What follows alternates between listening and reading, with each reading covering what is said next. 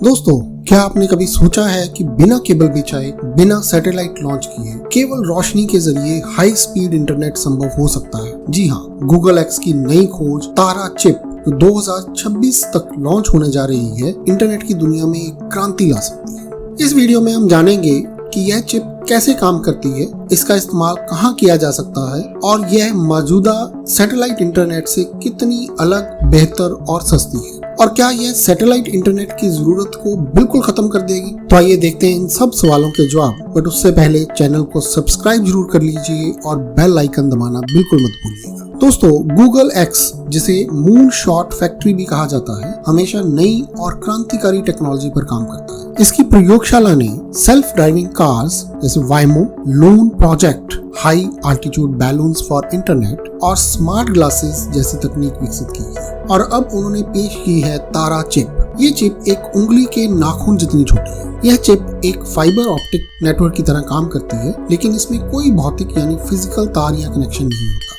यानी बिना किसी केबल बिछाए, यानी सिर्फ लाइट बीम्स, प्रकाश की किरणों के जरिए हाई स्पीड डाटा ट्रांसफर किया जा सकता है। आइए देखते हैं कि यह चिप आखिर काम कैसे करती है। यह चिप सिलिकॉन फोटोनिक्स टेक्नोलॉजी का इस्तेमाल करती है। इसमें छोटे छोटे लाइट एमिटर्स होते हैं जो डाटा कोडेड लाइट बीम को एक बिंदु से दूसरे बिंदु तक भेजते हैं। यानी जिस तरह फाइबर ऑप्टिक केबल्स डाटा को ट्रांसमिट करती हैं, उसी तरह तारा चिप यह काम बिना केबल के करती है। दोस्तों, एक रीसेंट एक्सपेरिमेंट में गूगल एक्स के वैज्ञानिकों ने इस चिप की टेस्टिंग में 10 Gbps यानी 10 गीगाबाइट्स पर सेकंड की स्पीड से 1 किलोमीटर की दूरी तक डाटा भेजा है। गूगल एक्स के मुताबिक यह पहला मौका है जब इतनी हाई कैपेसिटी वाली सिलिकॉन फोटोनिक्स चिप को बाहरी वातावरण में सफलतापूर्वक इस्तेमाल किया गया है। आइए अब बात करते हैं सैटेलाइट इंटरनेट और तारा चिप के बीच की अंतर की। जैसे कि आप इस टेबल में देख सकते हैं, गूगल की तारा चिप और सैटेलाइट इंटरनेट दोनों ही आधुनिक इंटरनेट कनेक्टिविटी तकनीक है, लेकिन दोनों में कई महत्वपूर्ण अंतर हैं। आइए इन्हें विस्तार से समझते हैं। सबसे पहले बात करते हैं डाटा ट्रांसमिशन के तरीके की। सैटेलाइट इंटरनेट में यह उपग्रहों यानी सैटेलाइट की मदद से रेडियो वेव्स के जरिए डाटा ट्रांसफर करता है। यानी सिग्नल पहले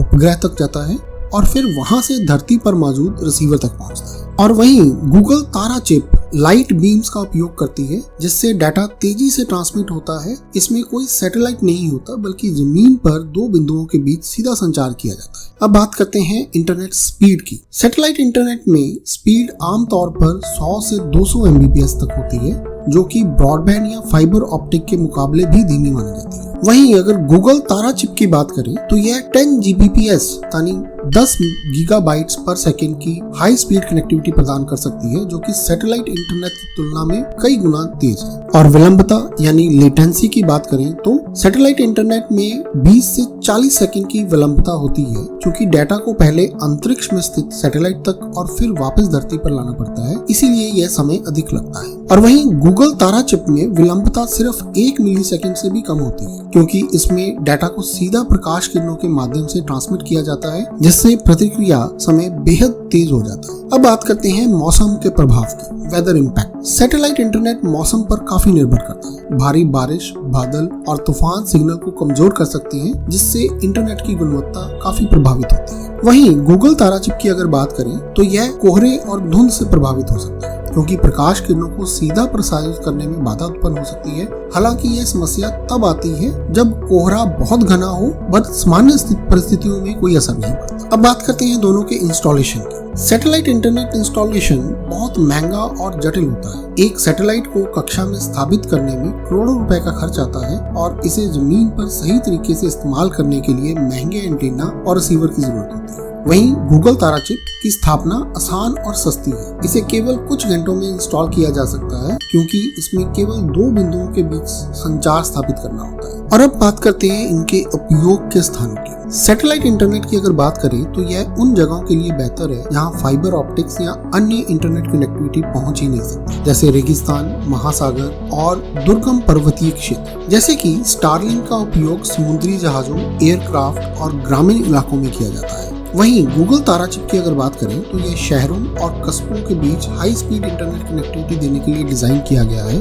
यह विशेष रूप से उन क्षेत्रों के लिए उपयोगी हो सकता है जहां फाइबर ऑप्टिक्स बिछाना महंगा या मुश्किल हो, जैसे बड़े बड़े पहाड़ों या दूर दराज के जंगलों में स्थित गाँव। गूगल की तारा चिप एक तेज, किफायती और कुशल तकनीक है जो ट्रेडिशनल फाइबर नेटवर्क का एक बेहतर विकल्प हो सकती है। वहीं सैटेलाइट इंटरनेट उन जगहों के लिए उपयोगी है यहाँ किसी भी प्रकार की भौतिक इंटरनेट संरचना स्थापित करना मुश्किल है, जैसे समुद्री जहाज। दोनों की अपनी अपनी खूबियां हैं, लेकिन गूगल तारा चिप की हाई स्पीड, कम लागत और कम विलंबता से इसे भविष्य में इंटरनेट की दुनिया में गेम चेंजर बना सकती है। पर क्या यह सैटेलाइट इंटरनेट को पूरी तरह से खत्म कर देगा? तो आंसर है शायद नहीं। पर हाँ, यह सैटेलाइट इंटरनेट की जरूरत को काफी हद तक कम कर सकता है। पर अगर समुद्री जहाजों या महासागर के बीच में बात करें तो वहां पे सैटेलाइट इंटरनेट ही काम करेगा। तो दोस्तों, ये थी गूगल की तारा चिप पे विस्तृत जानकारी। आशा करते हैं आपको वीडियो अच्छी लगी होगी और इसी तरह की और भी जानकारी से भरपूर वीडियोस के लिए चैनल को सब्सक्राइब कर लीजिए और वीडियो को लाइक और शेयर करना बिल्कुल मत भूलिएगा। धन्यवाद।